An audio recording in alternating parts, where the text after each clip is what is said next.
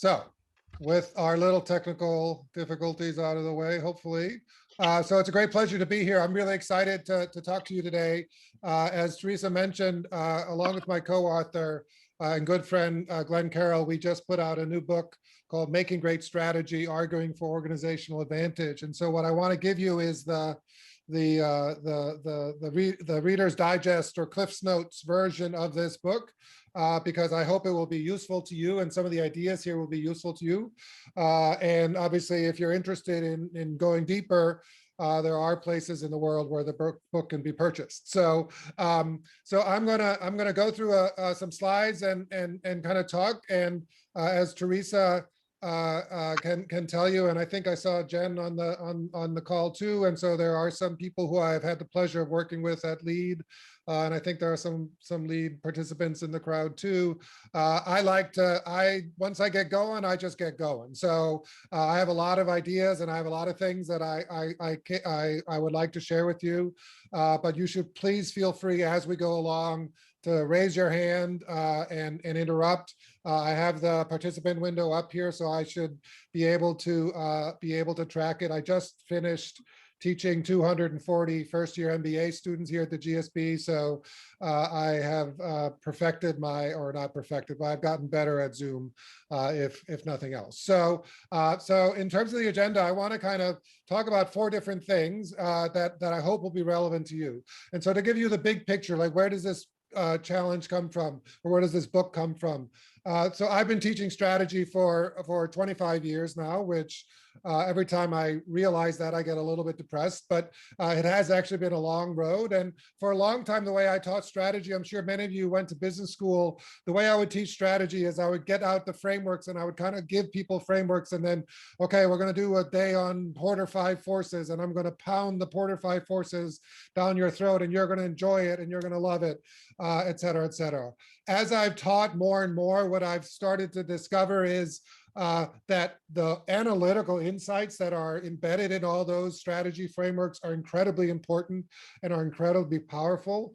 But they are kind of the kinds of things that professors really enjoy and that practicing executives do not necessarily always get that much out of on a day-to-day basis. And that what really many executives, what I found through years of executive teaching in particular, really are very frustrated with strategy. And kind of when they hear the word strategy, they kind of veer off and want to go somewhere else and not talk about it, right? Because strategy is this ugly, terrible process that happens once a year in their company when there's a strategic planning process and everybody's encouraged to come up with their great ideas and so on and so forth. And then they go through this long, painful process.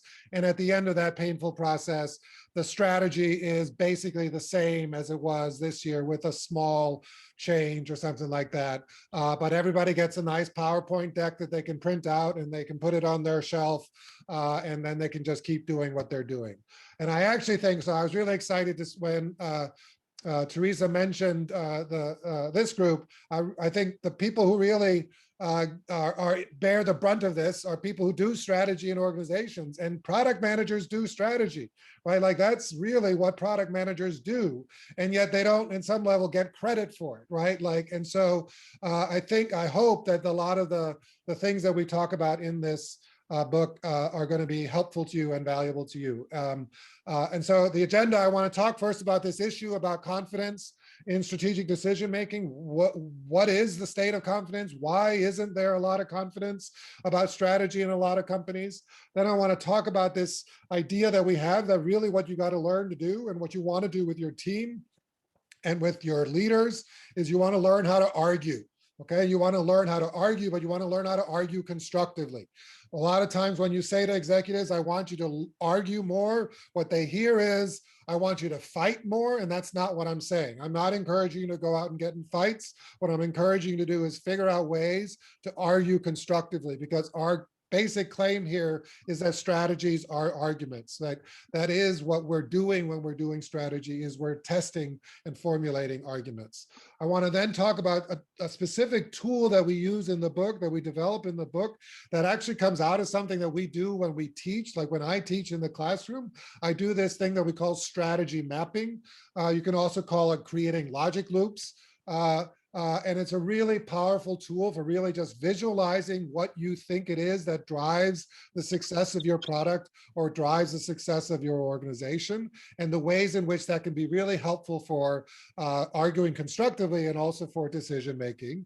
And then I want to step back and really think about another big challenge, right, which is around how do you use these things around in the context of formulating strategy, right? So we want to do something new, or we want to launch a new product. Like, how do I think about the best way to actually do that?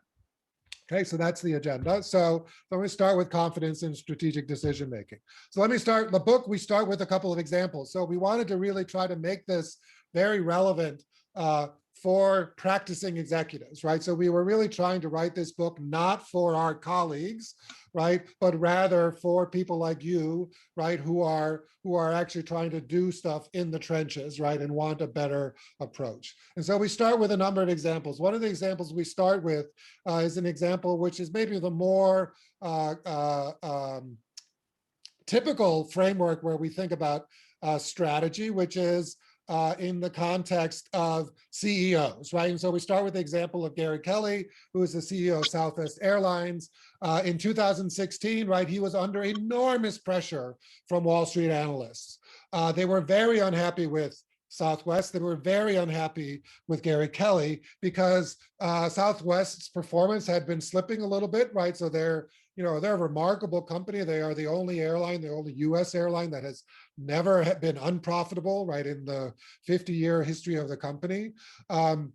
But they had actually had some declining revenues and some declining profitability. And the analysts thought they knew what the problem was. And the problem was that Southwest Airlines would not do the kinds of things that airlines like United and Delta and so on and so forth had been doing and had been a great source of revenue for them.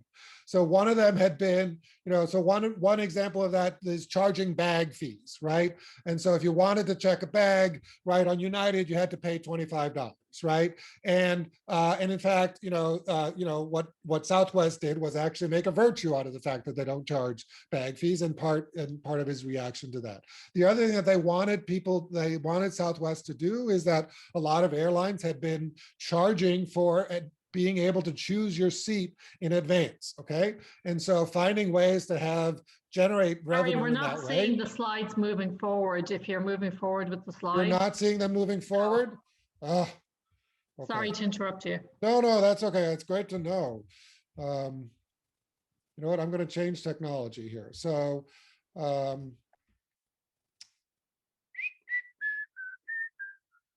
here I was bragging about how I so successfully taught the MBAs, and then I can't do this, okay? Okay, so we see this, right? Okay.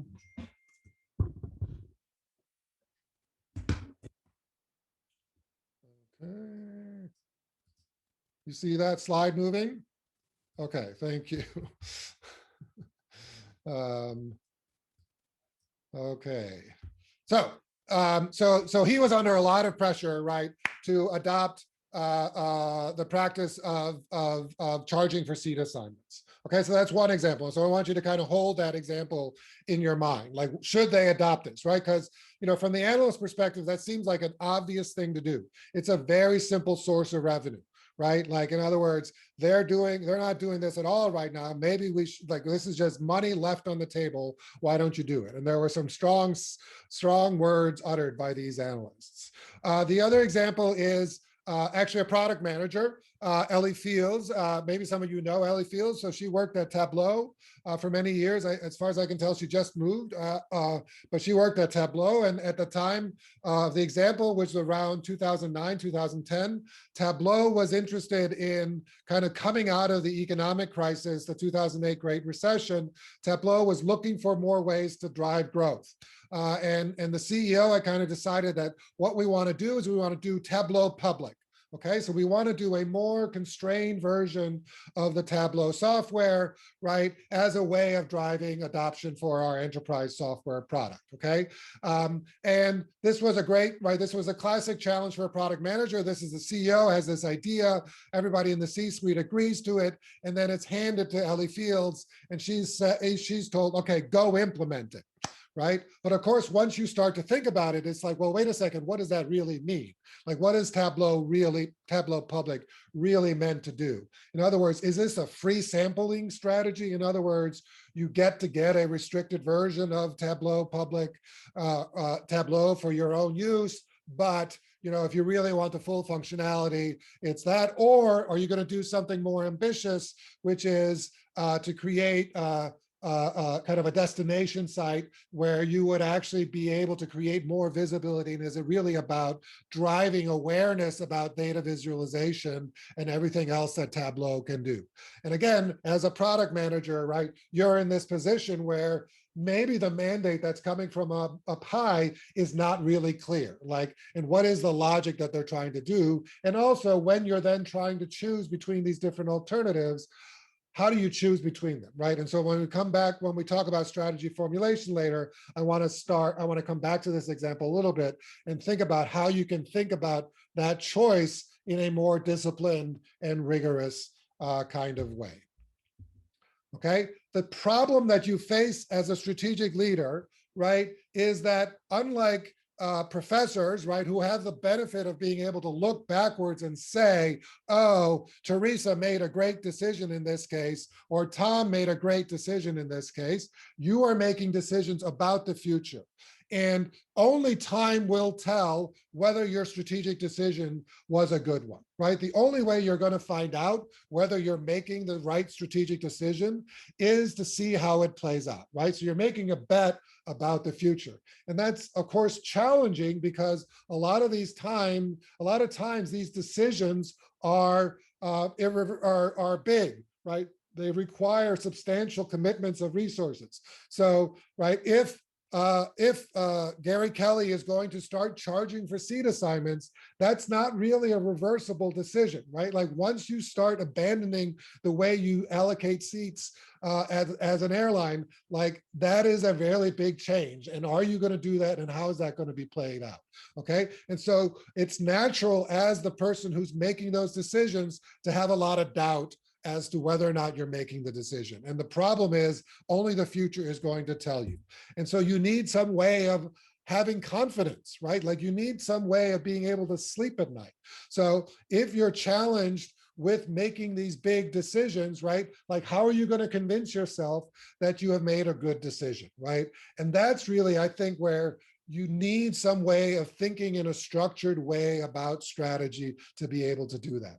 And this is where, the challenge with a lot of the frameworks that you get in a typical strategy course, those are frameworks that are meant to help you understand why did one firm succeed and the other one failed. And so they help you understand what's the logic by which Walmart came to dominate discount retailing, which is important, right? It's really important to understand the underlying economic forces that drove their success, the underlying organizational practices that were critical to making them successful, right? But most of you, I think I saw in the chat that some of you are at Walmart, right? But most of you are not at Walmart, and most of you are not in Sam Walton's shoes in 1979 or whenever he's making big strategic decisions. What you need is a way of assessing the quality of the very idiosyncratic decision that you're making in your particular environment. And so you need some way of thinking about and evaluating strategy that doesn't depend on waiting for how it turns out, but at the same time can't rely on just the past, what worked for somebody else in the past, because your situation is by definition different from everybody else's, okay? And here's the challenge, right? When we do surveys, when people do surveys of executives, the overwhelming fact is that most executives do not have a lot of confidence in their organization strategy or even in their own strategic decision-making capabilities. So only about a third of them think that their company has a well-defined strategy. Right? Now, a lot of that has to do with how strategy gets communicated, but oftentimes it's also the case that companies actually don't pursue very coherent and logical strategies. And similarly, only a third actually have faith that their company strategy is going to work, right? Which is a disconcerting fact. Like, I think that is a really big challenge. And it's something that, those of us who think about strategy a lot have to take really seriously, right? Like, that is a bad state of the world if only a third of them think that their company's strategy will lead to success. It's okay to be skeptical, but I don't think that a third of because if that many people don't really believe in what the company is doing, then when it comes to execution, when they're asked to go and execute on that strategy, they're not going to do it well, right? Like, if you don't really believe it, you're not going to do it right, right? And you're not going to make the right decisions. And if you don't really understand the strategy, you're not going to do it right. And so that's a big problem for organizations. This is a problem that gets worse as you get into bigger organizations, obviously, but I think it's a challenge in a lot of organizations. Our fundamental principle here, the way we think about this, is there's no way you're going to get to be confident about your strategic decisions unless you have a clear theory for yourself about the reasons why your organization succeeds or why it fails. And if you want that number in the last slide to be 100%, if you want 100% of people in the company to be confident, that means that everybody in the company has to have that kind of agreement. They have to all be working with that same theory of the world, a theory of the organization's success, in order for them to really be able to execute on their strategy really, really well. And so that's where we introduce this idea about a strategy argument. And that what we really want to say is that you cannot know what to do, and you cannot be confident that you know what to do unless you understand the logic of success for your organization or for your product, right? So leave the whole company aside. Let's just worry about your product, right? If you are a product manager, you want to understand, you want to have clarity with yourself. Why do I think my product wins in the market? Or if it's not winning, why do I think it's not winning? And then once you have clarity with yourself, you want your team and you want your subordinates to all have that shared understanding of that understanding logic of success, or what we more generally call a strategy argument. Okay, and so really the core of our book, the reason we talk about, the subtitle of the book is called Arguing for Organizational Advantage, is that when you do strategy, what you're doing is that you are formulating and you are testing and you are implementing arguments. You're interested in implementing arguments about how a set of investments and a set of actions are going to allow you to create and capture economic value. You're implementing a theory of how a set of inputs is going to lead to a set of desired outputs, how a goal is going to be accomplished by pursuing a set of actions. And because it's an argument, we can then start to think about a criterion for assessing an argument, which is related to the quality of the argument. And so we actually in the book spend a lot of time talking about logic, right? Like there's a lot of, the kinds of principles of logic you might have been exposed to in an 8th grade class or a high school class or a college class, right? Really understanding the basic ideas around logical coherence as being critical to having a good argument. Just to give you an example of actually what I think is a very simple, and it's not obviously not fully fleshed, but I think a really good example of a strategy argument that, at least in the sense of it helps you understand what you're doing, right? So when Elon Musk launched Tesla, right, he posted this very famous blog post about the kind of the top secret, right, plan, the top secret master plan for Tesla, which is what you see here on the slide, right? You remember Tesla started by building very high-end, very expensive electric sports vehicles, right? And then has been then moving down the ladder, so to speak, right? What I think was remarkable about that blog post was it's a very clear logical sequence, right? We're going to do this, and that's going to lead to this consequence. Then we're going to do this, and then we're going to do this, and then we're going to do this, right? And that's the core of the strategy. Now, obviously, I'm sure a lot has changed in the details of this strategy as it has evolved. But I think what it illustrates very well is a type of strategy argument that links a set of actions to a set of desired consequences. And I think it's very elegant and powerful in that way. So what we argue in this book is that nobody should feel disempowered about strategy. What is so tragic to me about talking to mid-level managers in lots of organizations is that they feel like strategy is not their business. But of course, every time you are making a product or a resource allocation decision, you are doing strategy. And so everybody, almost everybody that I'm talking to who doesn't feel like strategy is their job, they are doing strategy. And one of the reasons they think that is that they think that strategy is something that only kind of visionary geniuses are able to do. So that they think that, well, strategy happens up at the C-suite, right? And there's somebody who has this grand idea and this flash of insight, like Elon Musk or Steve Jobs or somebody else, right? And then we think about it, you're just born with strategy skills. And all the rest of us in the world, we just do execution. But that's wrong, right? Like strategic reasoning is a skill, right? And actually the great leaders like Elon Musk, like Steve Jobs, combine that intuition and that inborn kind of skill of being able to see something and have a vision for something with a real discipline of being able to formulate a coherent strategy argument.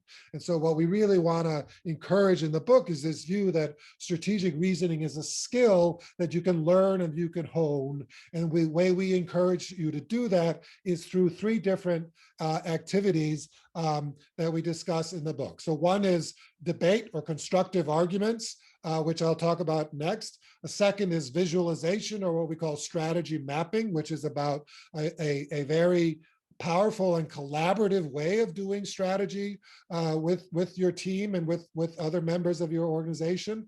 And then we spend a fair amount of time in the book talking about formalization, where I want to talk about that as well in the context of strategy formulation here, but really talk about the core idea, which is the idea of validity versus soundness. Okay, so arguing constructively.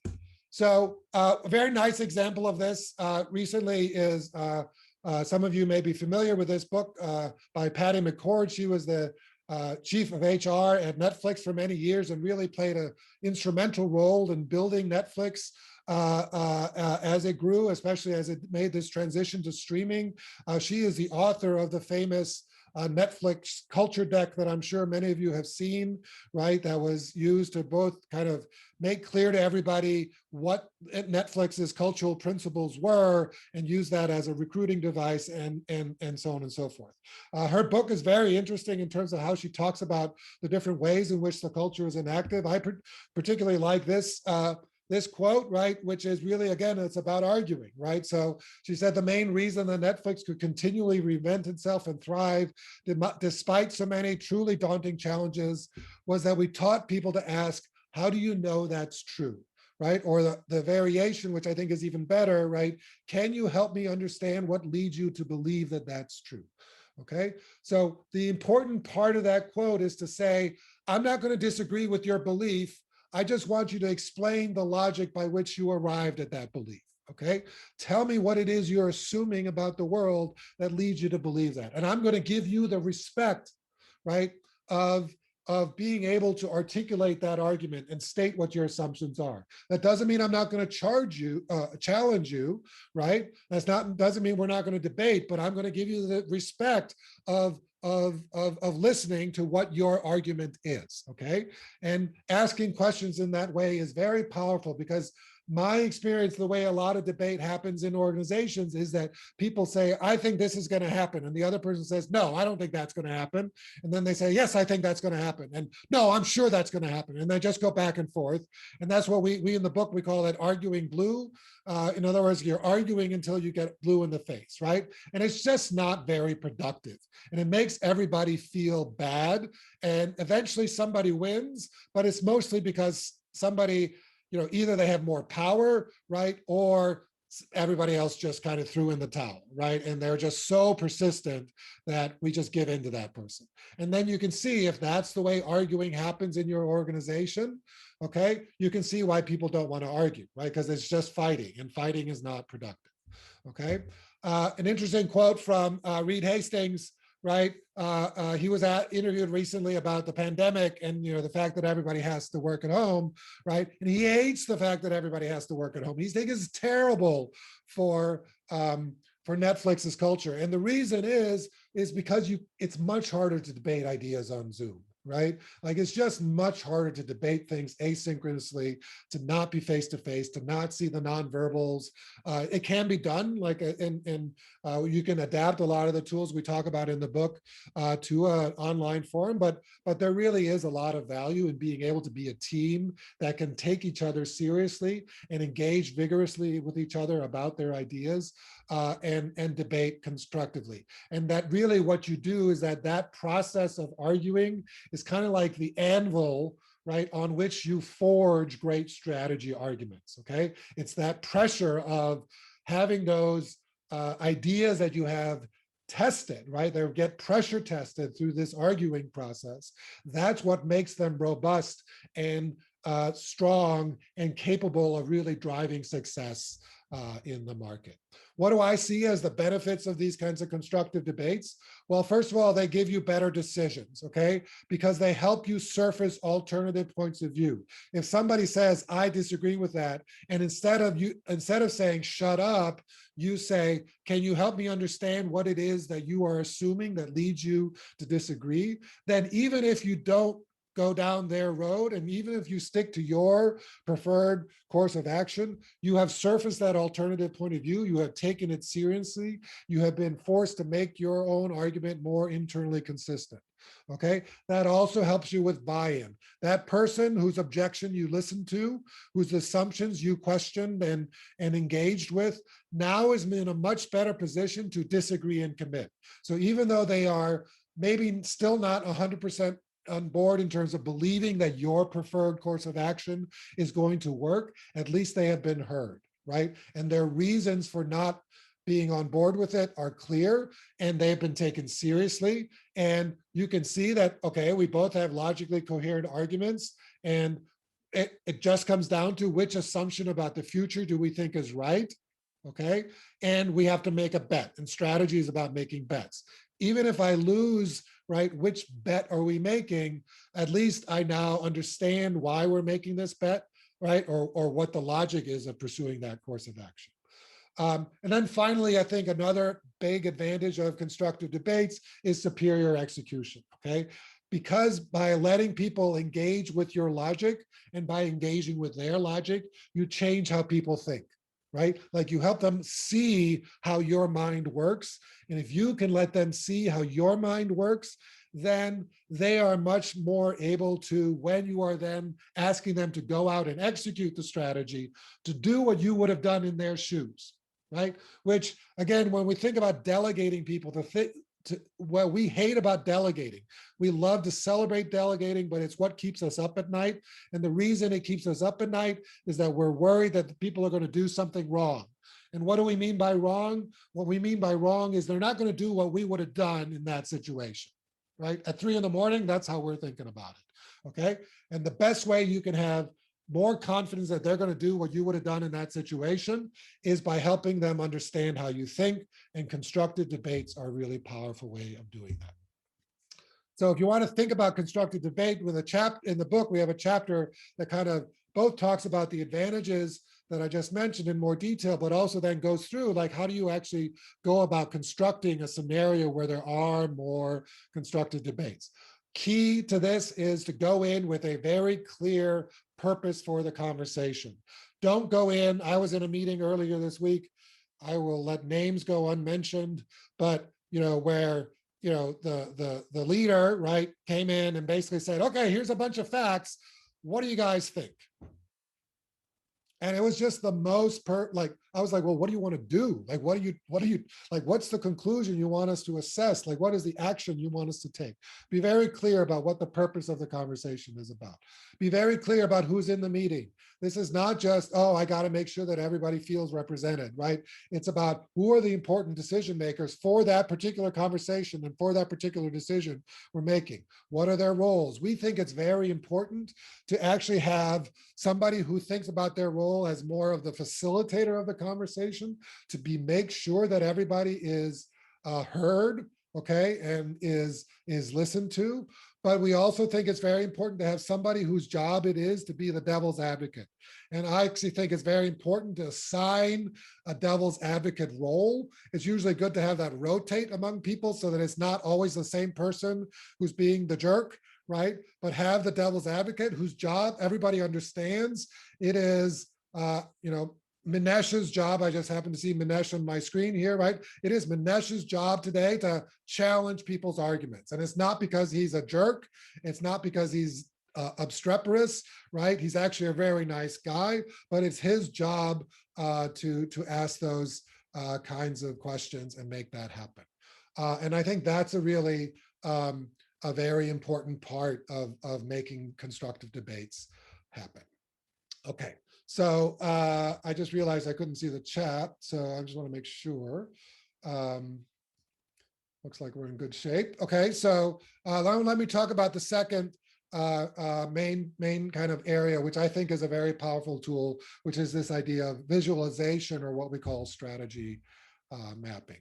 Okay, so let me first motivate this idea of strategy mapping. Okay, so what is mapping, first of all? So strategy maps are very simple box and arrow diagrams of a strategy argument. Okay, so if you want to say, I think that this product is going to have, is going to create more value than other products in the market, right? Or if we add this feature to the product, it's going to create more value than other products in the market. And then that's going to increase sales and we're going to steal market share and so on and so forth, right?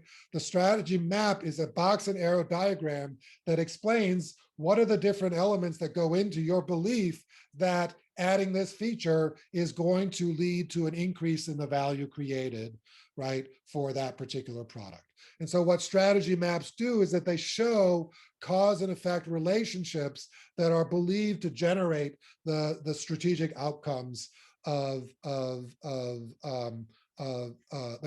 you're interested in. Okay, and so it's a very simple visualization tool, right? We talk a lot in the book about the kind of the mechanics of doing that. I won't do that here, but again, this is the kind of thing that is harder on Zoom, right? So once we go to back in person, like the book is all written pre-pandemic, unfortunately. So, but so we talk a lot about, it's a lot like brainstorming. In fact, you want to start with the brainstorming process where you get people's ideas out. And then we encourage using Post-it notes and whiteboards, and then being able to move things around on the board, right? So that you can really start to see how the ideas relate to each other. And I think having something where there's flexibility and you can move ideas around and then people can say, well, no, I think these things connect to each other in a different way, I think is a really powerful part of this. It can be, and I think the other thing to notice then is that what I just described is a very collaborative process, right? It can involve multiple people and have them engaged. And part of what that does is it surfaces different points of view. So I want to not talk about the process so much, but show you kind of the example. And I want to go back to the Southwest example, the Gary Kelly example. So one of the reasons we chose that example in the book, obviously, is that Southwest Airlines is a workhorse of MBA teaching, and it has been taught in strategy and organizational design courses for probably 25 years at this point. Two of my colleagues, Jeff Pfeffer and Charles O'Reilly, wrote a famous case on this that has been assigned, I'm sure, tens of thousands, if not hundreds of thousands of times. Okay, and so what is, whenever I teach the case, I don't really teach it anymore, but when we used to teach the case, like, what is the secret of success for Southwest, right? Well, here's one version of the story, okay? So one is they're very good at teamwork at the gate, okay? So that they have all these different people at the gate. They have pilots, they have bag people, they have flight attendants, they have the people at the gate. All these people, they're very good at teamwork. They're very good at doing whatever job needs to be done, okay? Where in a traditional airline, pilots do pilot jobs, they don't do anything else. On Southwest, pilots do cleanup, right? Like they will help clean the aisles, et cetera, okay? So what does that help you do? Well, it helps you with the rapid turnaround, okay? So where at United, you're waiting for the cleaning crew to arrive because thanks to the way the union contracts are defined, nobody except for the cleaning crew is allowed to clean the plane.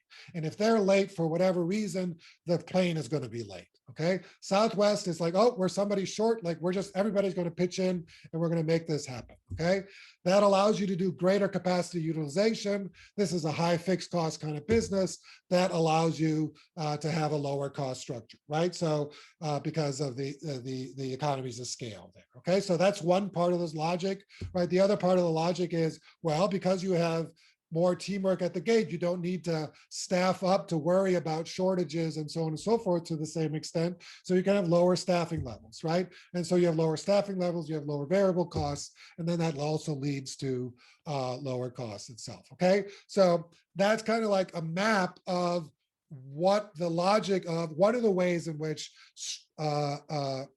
Southwest's decision to invest in generating a lot of teamwork at the gate pays off in terms of lower costs downstream.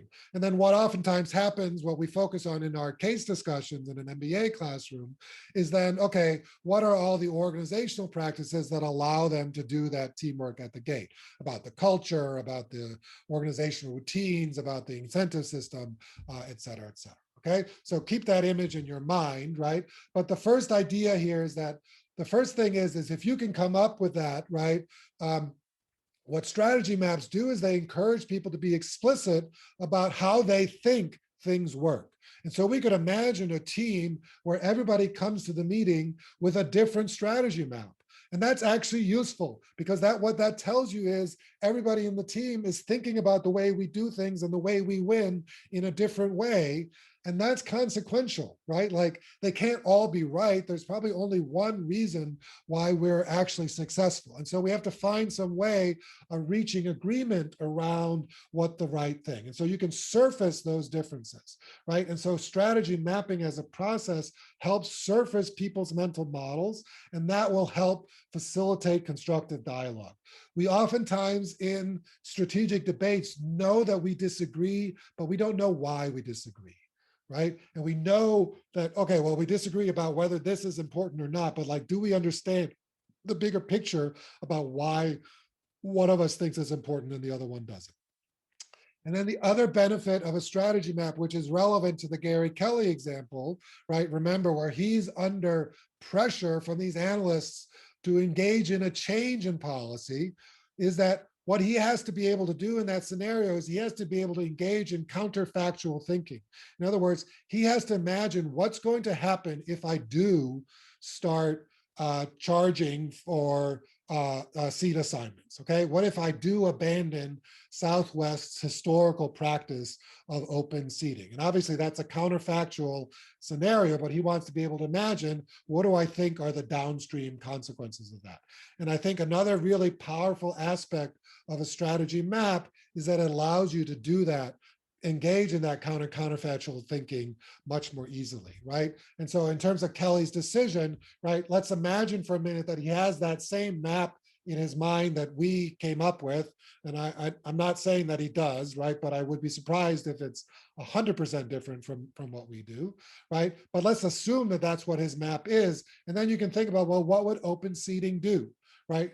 Right, or rather, what would abandoning open seating do, right?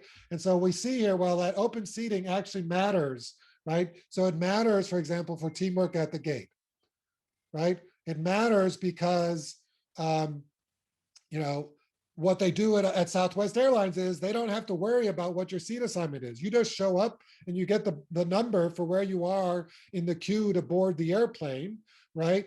And they don't have to devote staff to worrying about whether you got the seat you wanted, or whether you want to be switched from an aisle to a window, or you want to be moved to the front, or you want to be separated from your spouse, you want to be sitting next to your spouse. Like, they don't have to figure out any of those things, right? And so they have more of that. And similarly, that also helps with the rapid turnaround, right? Like, they don't have to worry about all those kinds of downstream consequences. So, a full argument would then say, well, wait a second, but there's a revenue opportunity here as well, and we might want to do it for those reasons. And so we'd have to counterbalance that against the cost reasons.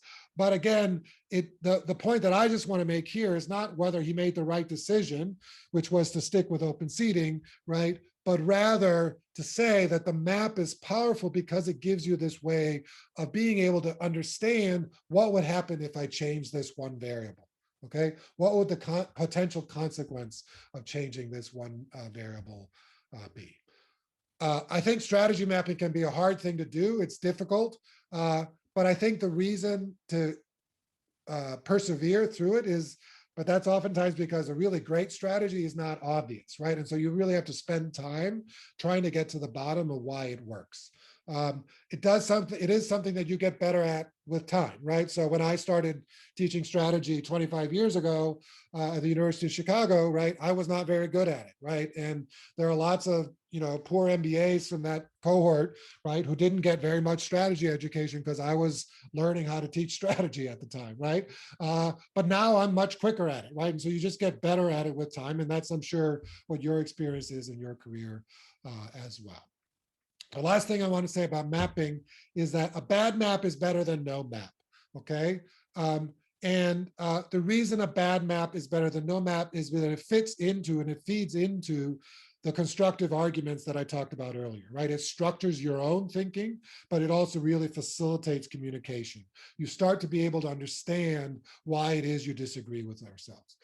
In case you don't know, like the image here in the back of the slide is, at least according to what the internet tells me, this is the map that Christopher Columbus used to convince people that he should set off and sail for India by sailing west, right, from Spain and from Italy, okay?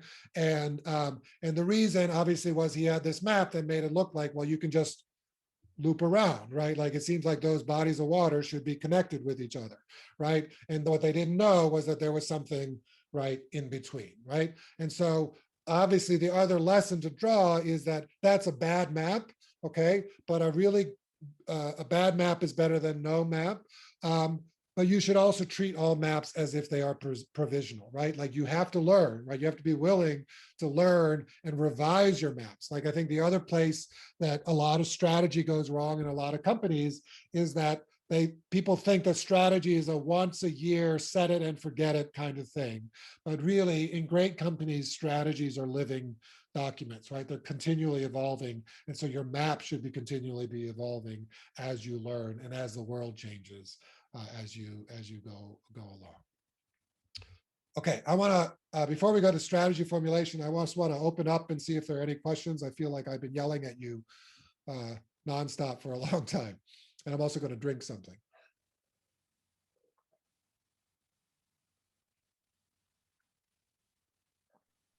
There were a number of questions around the dynamic of kind of the hippo, or the highest paid person in the room. Yeah. I think that's our most popular question so far. Yeah. That's a good question. So, I do think that,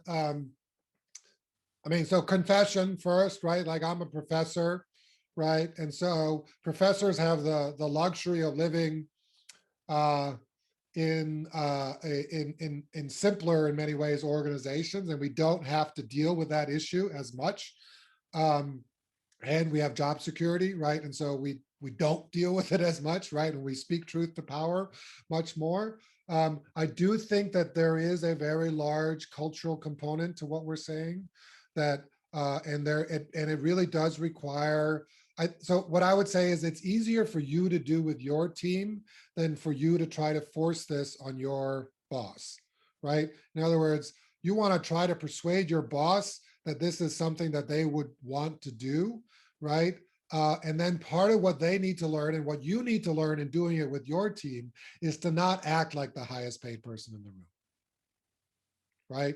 And so we kind of have this, we argue in the book that ideally what you should do is you should ask everybody to leave their job titles, right, and their responsibility levels outside the room when you have this debate. Now, I realize that in reality, that's wrong, but I think one of the ways that you can do it with your subordinates is that when they do challenge you on your assumptions, right, don't shut them down, right? Like, answer with the kinds of questions and responses that Patty McCord was modeling in that quote that I gave you earlier, right? Like, okay, well, what is it about your understanding of this situation that leads you to believe that?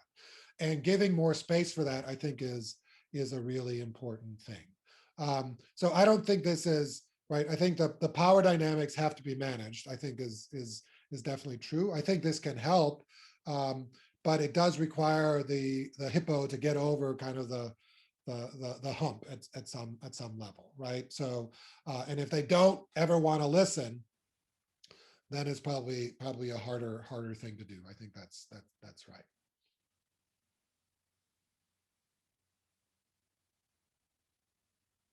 So there's a question here. I think strategy, I'm curious if they're usually taught in OB courses or unique with you. Seems like something.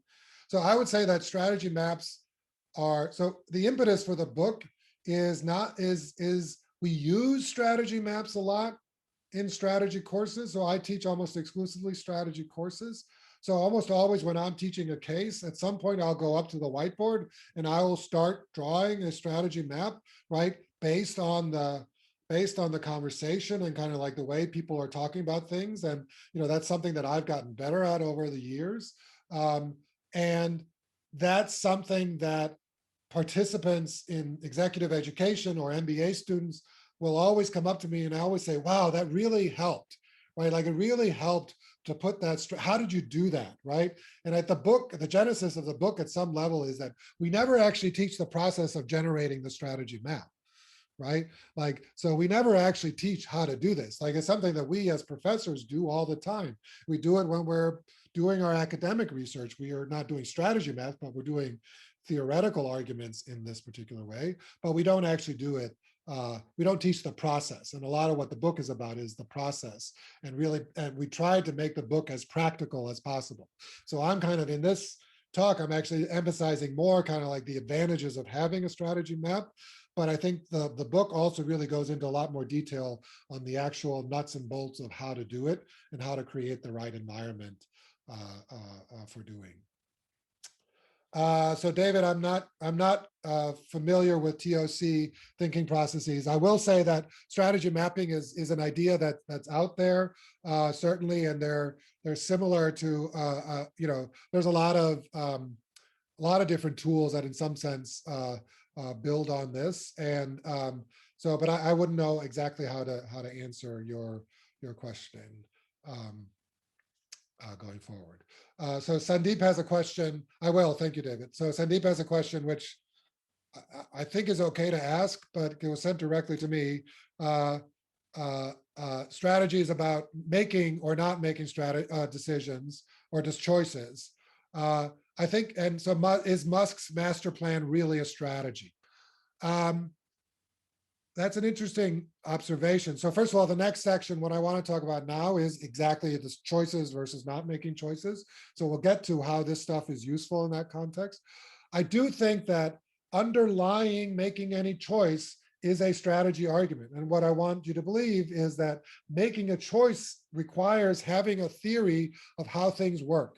And what I would say is that what Musk's statements there that I had up earlier is it's at some level it's a strategy argument, right? So it's a theory about how we're going to succeed, and that theory is what provides the context for making decisions, because you want to make decisions that are then consistent with that theory.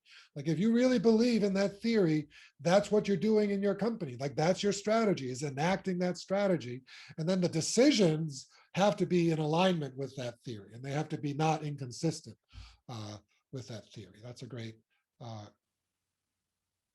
question. Okay, so let me go to strategy formulation next. Okay, so the way we spend a fair amount of time in the book also talking about strategy formulation, and so the very simple way we think about this is, we oftentimes, right, have this moment in organizations where we say we want to come up with some new ideas, right? We want to come up with wild and crazy ideas, and we want to find really new opportunities that we can pursue and take advantage of, and so on and so forth. For many executives, for many managers in many organizations, that is the moment in which they kind of duck and cover, right? They're like, okay, like I've been through this game before, I don't want to do this again, right? Because I know what's going to happen. I'm going to suggest some really wild and crazy ideas, some really out there ideas. And then we're going to have these long processes where the hippos are going to tell me that I'm crazy and I'm dumb and I'm stupid and we should never do that. And then out at the end is going to come essentially whatever the most influential person wanted to do anyway. And it was just a fake consensus building kind of exercise. And so what we spend time on in the book is trying to think about, well, how could you have it not be that? Like, how could you have a strategy formulation process that is not like that? Okay, and so the language that I want to give you first is like a very simple way of thinking about that, is that any strategy formulation process can be thought of as having essentially two phases. One, which is a divergence phase, which is this phase where you're casting a wide net and you're trying to generate lots of diverse, different ideas, right? Really out there, really experimental, and so on and so forth. And then because you have limited resources, you have limited time, right? Then there has to be some winnowing of those ideas. And there has to be some sort of convergence phase where you narrow it down to a more plausible set of alternatives that you're actually going to pursue. And of course, what we find that is so frustrating in many organizations is we have lots of great ideas up at the divergence phase, and yet what comes out at the other end is really boring and incremental and not very exciting.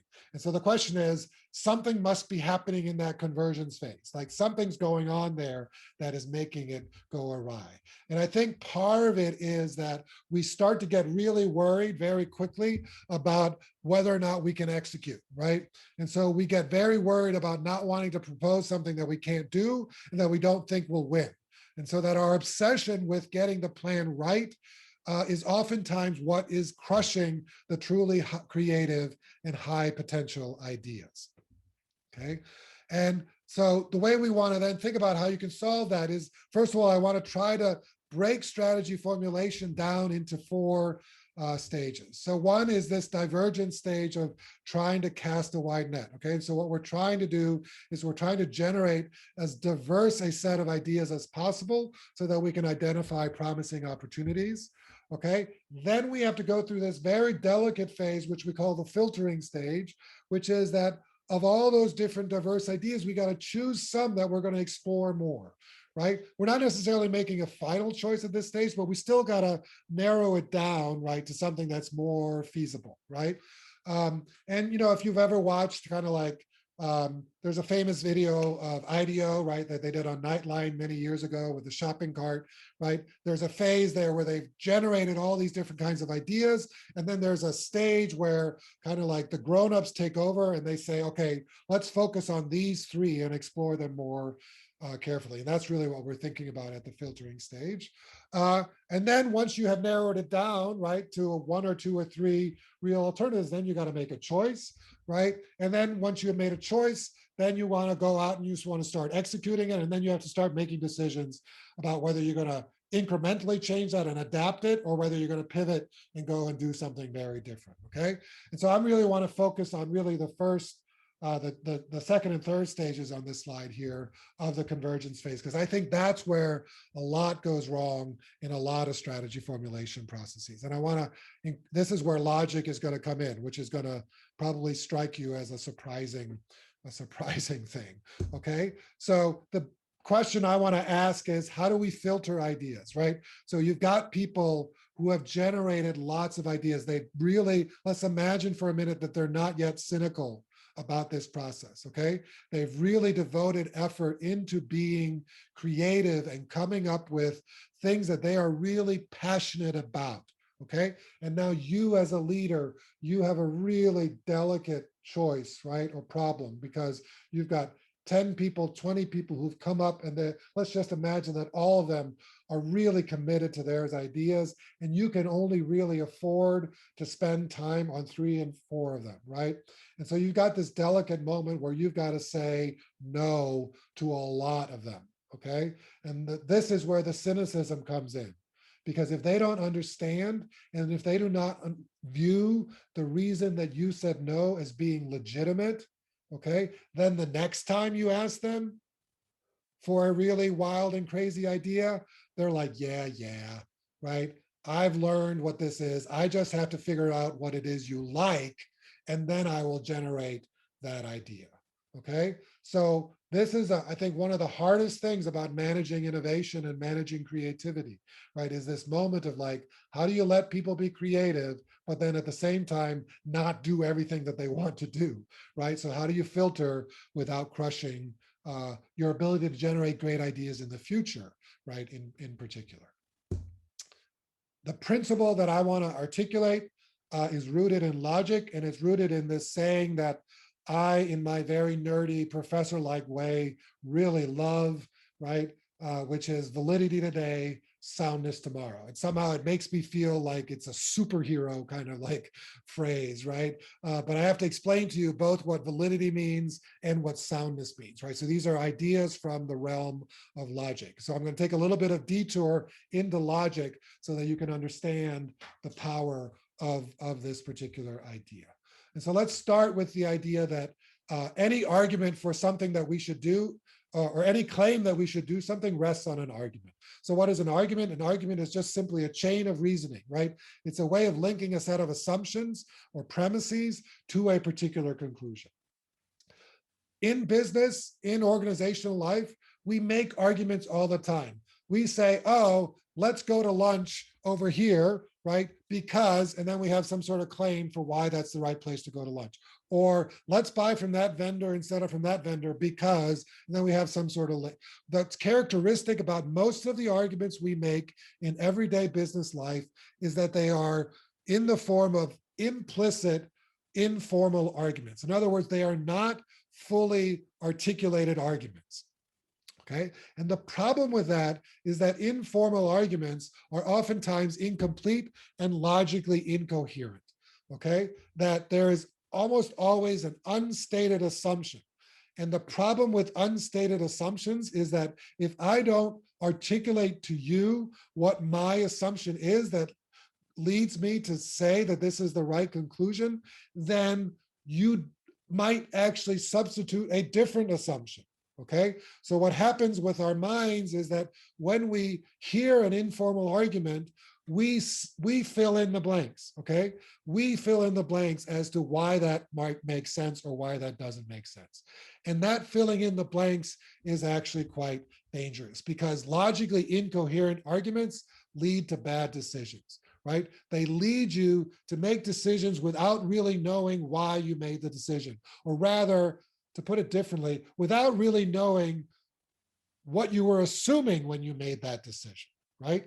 Because the informal part of the argument means that you're not stating part of the argument, and that makes it a logically incoherent argument. And so what we want is we want to actually be making decisions on the basis of what we call logically valid arguments, okay? So logicians have a criterion that they call logical validity. And the idea of logical validity is very simply, does the conclusion follow from the assumptions as they have been stated, or from the premises as they have been stated? Okay, so it is a pure matter of internal consistency. Okay, and so what that means is that when you are assessing validity, you do not worry about whether or not the assumptions are true or not. Okay, what you instead worry about is, given what the assumptions are, does the conclusion follow? Okay, And you would be surprised by the number of arguments that people make where actually, no, that's not the case, okay? Where they're engaging in all kinds of logical fallacies that we are prone to as human beings because we're not very good at this, right? We're better than a lot of other species, right? We're a lot better than other species, but we still are fallible in terms of our logical reasoning capability. So the one criterion for a good argument is validity, okay? The internal consistency of the argument. The other criterion for a good argument is external consistency. In other words, you made all these assumptions, right, about how this conclusion was going to be generated. Were those assumptions actually true, okay? And when both of those conditions are true, we have what logicians call a sound argument, okay? So now you have the two words that I gave you earlier, right? Validity and soundness. Validity is the argument internally consistent? And second, soundness is it internally consistent? Is it valid? And are the assumptions actually true? First of all, what I want you to believe is that abstruse and academic as it may sound, worrying about logical validity is your friend, okay? There are two kinds of reasons why decisions can go wrong, okay? In other words, remember what we're worried about when we're making a strategic decision is how is it going to turn out? We want to have it turn out as well as possible. Okay. One reason why a decision can turn out badly is because you made a faulty assumption about the future. Okay. You assumed that electric vehicle charging stations would have diffused to a density of X% per square mile, right, by the year 2025. And when we got to the year 2025, you were off, right, by 100%, okay, or whatever it is, okay? That's called risk, okay? That's a decision that turned out wrong because of a bet you made, but it's risk, okay? That is a different thing than a decision that turns out badly because the argument never made any sense, okay? Those we call avoidable mistakes, right? And the argument never made any sense, that's where validity matters, right? In other words, if it never had a chance that the conclusion was going to follow from the assumptions because it was a logically incoherent argument, then it was an avoidable mistake, right? And so what you want to do, right, to avoid those mistakes is to try to make sure as much as possible to ensure that it is a valid argument. And then I think validity also helps you in the long run once you get to the execution stage, because it makes you be clear about what you're assuming. You're assuming certain things have to be true for this to work. Surfing those implicit assumptions gives you things that you can keep track of, and so that you can have a diagnosis when things go wrong and when things go right. You can start to understand why they're actually going right. Okay, so let me go back to my favorite superhero saying, right? Validity today, soundness tomorrow, right? Internal consistency, again, logical validity. Does the conclusion follow from the premises? That is something you can know today. Okay, when you are in your strategy formulation process, when you have everybody coming to you with their ideas for what they should do, okay, what you can assess, first of all, is it possible to construct a logically valid argument, arguing, right, or making the case that this is a good thing to do? Okay, you can do that at any point in time. So you can always assess the validity of the argument. Okay, but any one of those wild and crazy proposals is going to depend on a set of assumptions about what is going to happen in the future, right? And they're only going to be high payoff assumptions, or rather high payoff ideas, if they're kind of crazy assumptions, right? They're only, right? So one of the assumptions that Elon Musk had to make was about what the cost curve was going to look like for battery technology, right? And there were many people at the time who thought that he was crazy, that was an overwhelmingly too optimistic assumption that he was making, okay? But it turned out to be true, right? And so that was what made it such a powerful bet, okay? But those are things that you cannot know at the time, right? Like, again, strategy is about the future. And so if you're trying to make bets about the future, you cannot know whether those assumptions are going to be true in the future. Okay, so you want validity today, soundness tomorrow is saying the only thing that you can know today for certain is whether or not your assumptions generate the conclusion you want. Okay, where the risk comes in is about whether or not the assumptions are going to turn out to be true. And that you're only going to be able to discover, right? You can only discover the truth of your assumptions.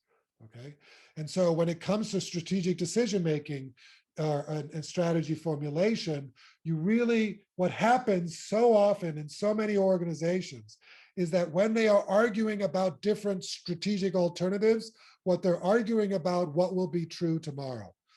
I don't think that charging stations will have diffused to that extent by 2025. I do, I don't, I do, I don't. I don't think battery technology will have generated this particular performance parameter in 18 months. I do, I don't, I do, I don't. Those are all arguments about the future state of the world. That's important to do, right? Because that's important for assessing the risk of the bet you're making, okay? But it is entirely beside the point if the argument that people are making isn't valid, right? Because great strategies are ones that are valid and sound, right? So in other words, both internally consistent and the assumptions are true. And if you're arguing about the truth value of the assumptions for logic that isn't coherent, then it doesn't matter whether you predicted battery prices correctly because the logic of your strategy didn't make any sense, okay? And you are still not going to benefit from it. So what I would argue is, how do you filter without crushing great ideas? I think, first of all, you have to have two principles. One is that you have to tell people that everybody ultimately has to be able to formulate their proposal in the form of a logically valid argument, okay? You actually have to get towards something that is not just, I have a gut intuition that this is going to be great. That's where it starts, but then you have to actually get people to state what has to be true for this to work. The flip side of that is that if you cannot articulate something as a valid argument, in other words, if you're not able to formulate it as then it is okay to rule it out and to filter it out. The flip side of this principle, though, is the principle for you, which is that you have to be willing to consider any proposal that is formulated as a valid argument, even if you don't believe the assumptions. Okay, and so what you have to catch yourself is, as a manager, as a leader in that situation, is saying, oh, I don't think that battery prices are ever going to get to that point. Let's just ignore that idea, right? That's a valid consideration. That's an important consideration, but you don't want to do it at this stage, right? You want to let people be heard in terms of what their valid ideas are. So why is validity important? It allows people to be heard, makes them more likely to view the filtering process as legitimate. Focusing on validity surfaces implicit assumptions and identifies critical premises. It helps you identify what needs to be true for this idea to work. And I think actually another benefit is it allows you to recognize unstated critical assumptions, and it allows people to recognize their own unstated assumptions. And in that fact, they actually may then engage in what we call self-filtering, which is they're like, oh, wait a second, I don't really believe that. And then they take it off the table themselves. And then you don't have to say no. Right? The last thing I want to talk about is briefly about the choice process, because I want to leave some time for questions. Once you have, I would argue you want to have at least two alternatives before you go down and make any strategic decisions, right? And I want both of those alternatives to be fully fleshed out and really logically coherent kinds of arguments where you're clear about what the assumptions are. Now the question is, well, how do you compare them, right? Like, how do you, like, if they're both logically coherent, how do you compare them, right? And so in the book, we talk about what we call the consequentiality of the assumptions, which, to be honest, was not the best phrase, but we are professors and you'll just have to forgive us. So But consequentiality, as we talk about it, is basically two dimensions, right? So one is how critical is the assumption in the structure of your argument? In other words, does this actually absolutely have to be true in order for this strategy to work? Okay, then it's a highly critical assumption.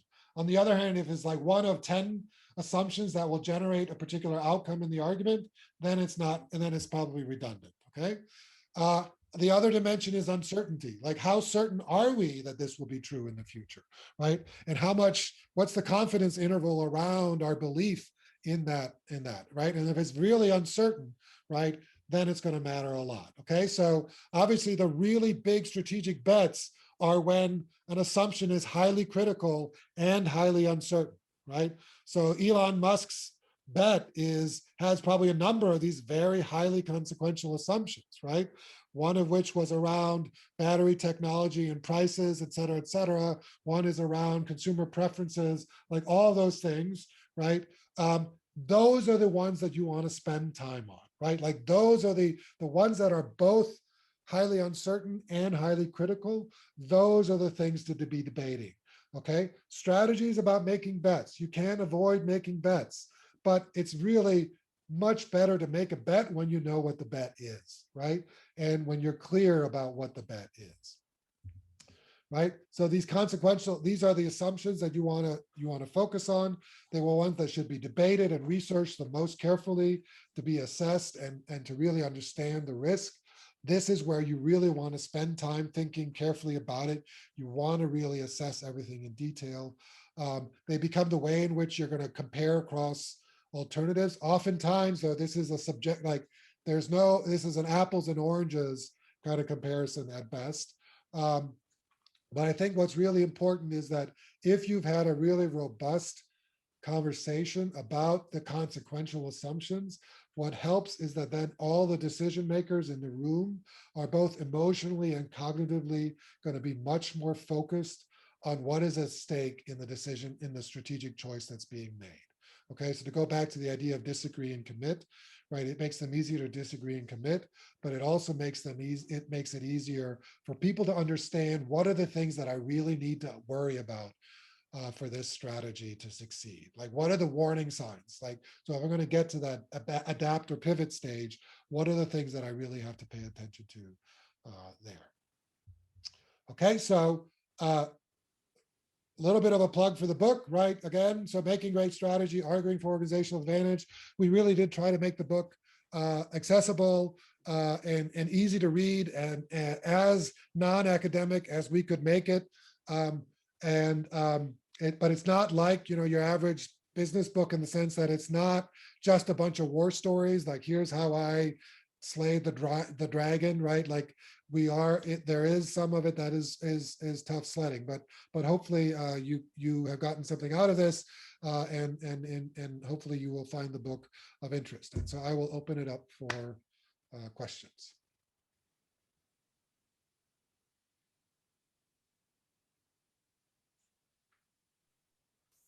So while we're waiting for some folks to come in, there's been a pretty active chat window discussion. You might grab a couple of those. Okay. Folks are welcome to raise their hand, type their question into the chat window, or kind of wave and say, hey, I want to say this verbally out loud, and unmute themselves. So Sandeep makes a really nice point about Amazon.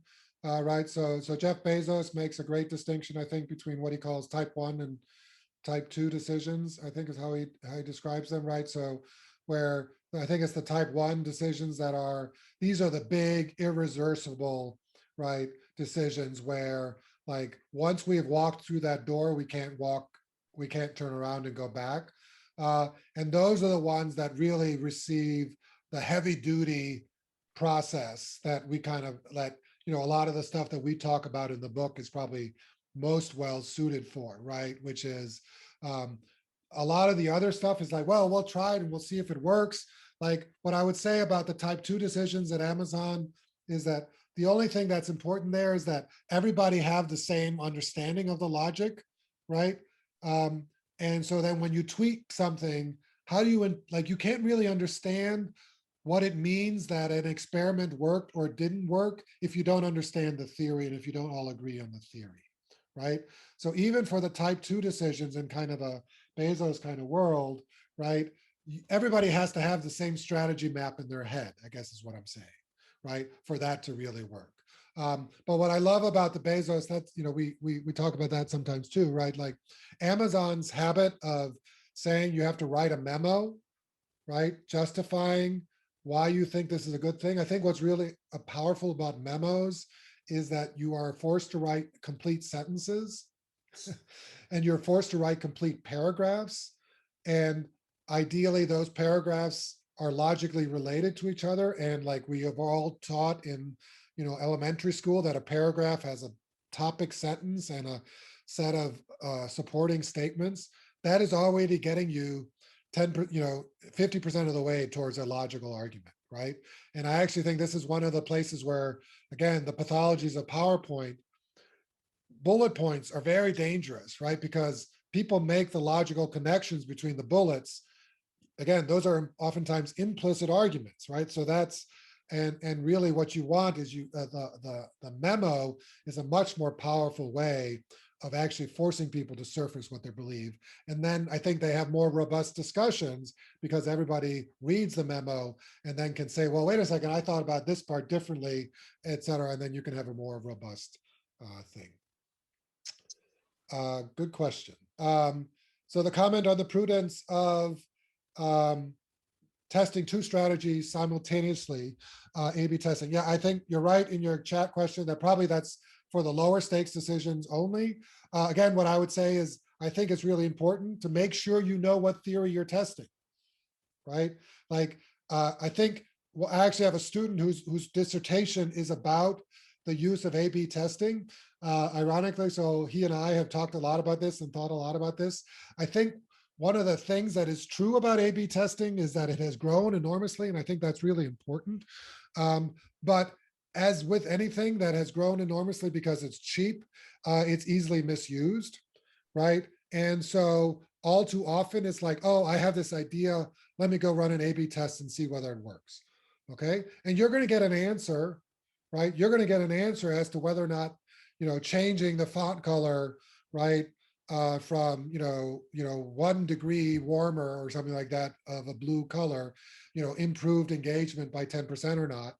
But what do you make of that fact, right? Like, what does that actually mean, right? And you can't interpret that answer without having a theory. So I think, again, before designing an A/B test, you want to have clarity about what is the theory that is being tested in the experiment.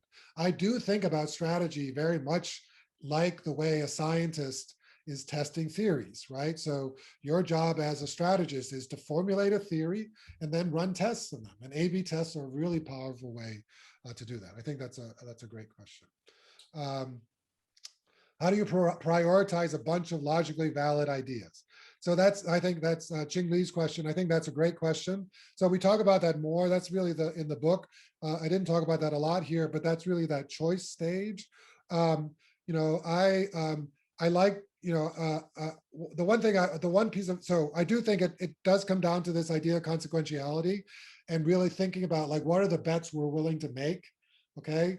And what are the risks that we're willing to take? And it may be that, one of the bets and one of the strategies is just too bad of a combination of consequent or critical and uncertain. The other piece of advice I have on this is I have advice about what not to do, okay? And like the bane of my existence and the thing that I would like to eradicate at this stage of the process is the pro-con matrix. Okay, because oftentimes what happens is you have these meetings where we're trying to decide between option A and option B, right?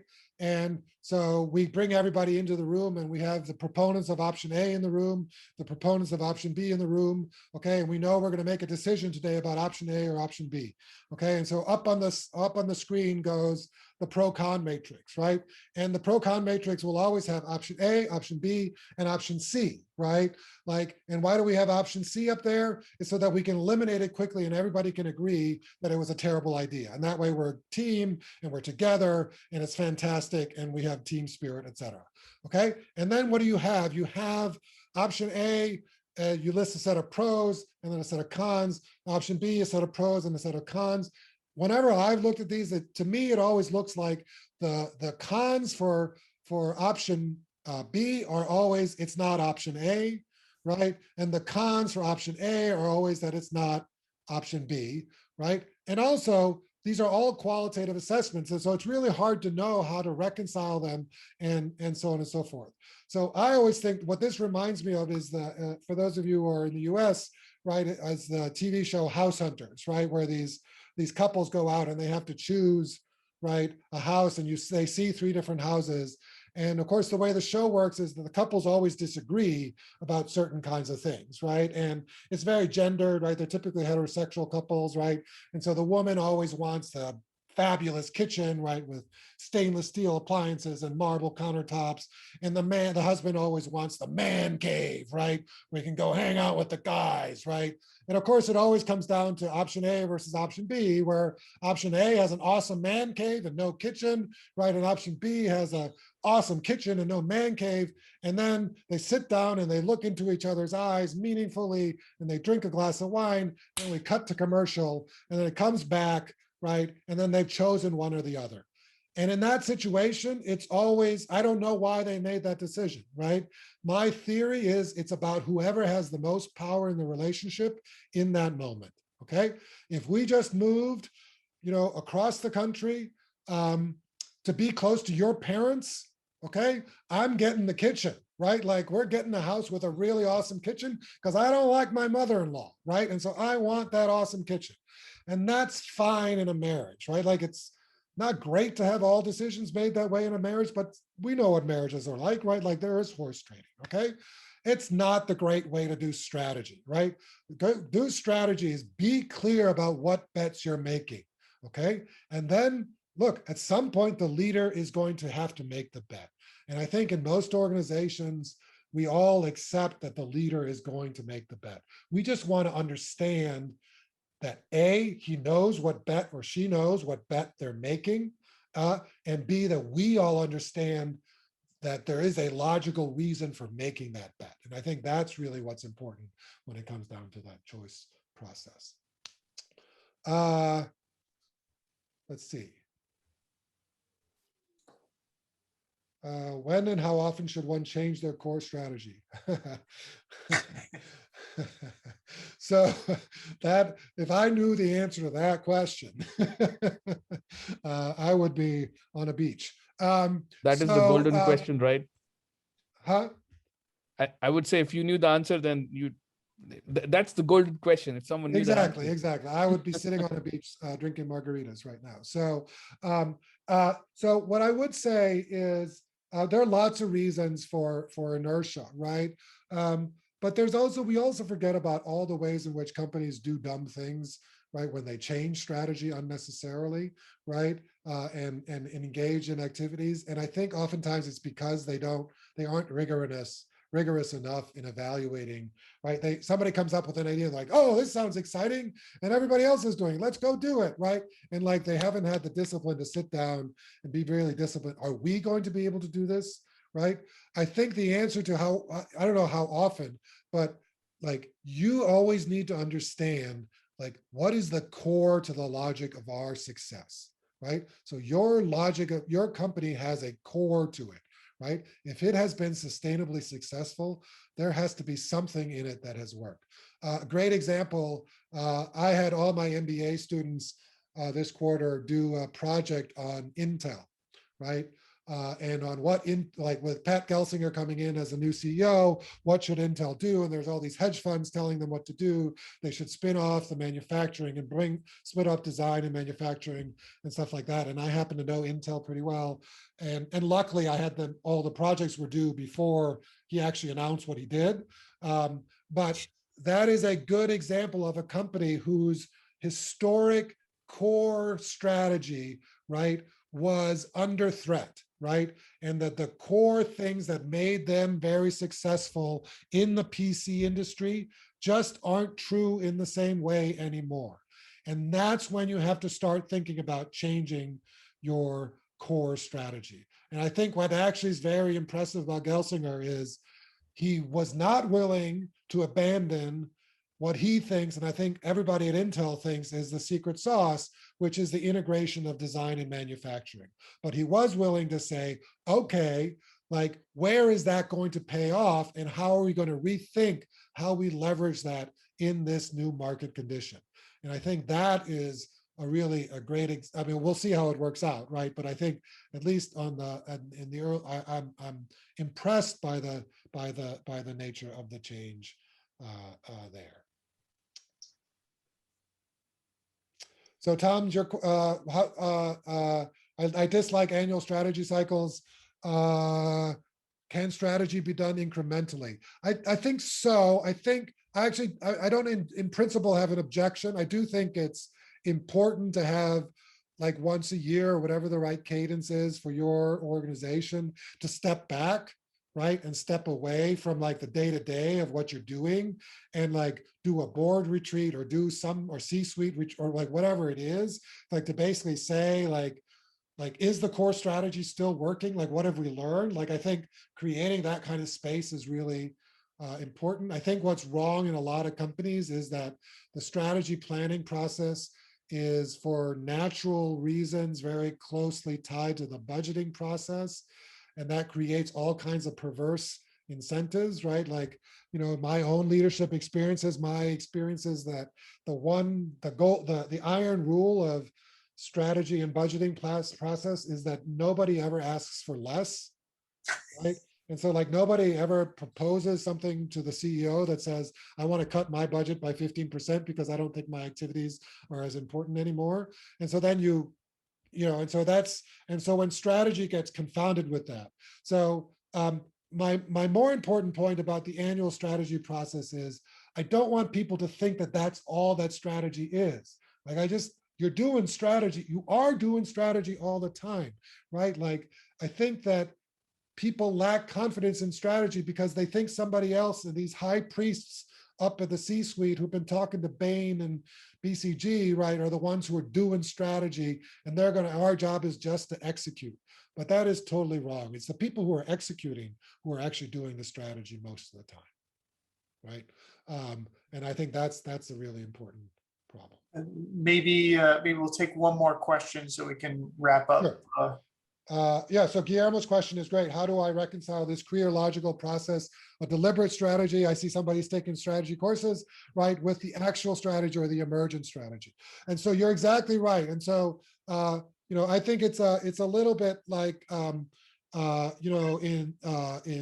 process improvement, right, they have these, design, test, learn, right, et cetera, like these kinds of cycles. Strategy is the same way, right? Like, and this part is about the way I think about it is, the step one is intuit, right? Like, you start with an intuition, right? When Steve Jobs came back to Apple, he had an intuition for what was going to save the company. He was going to make the Macintosh into the digital hub, right? And then step two is, okay, don't trust your gut, right, blindly. Discipline your gut by subjecting it to logic, right? Subjecting it to reason. That's really what the book is about that second stage.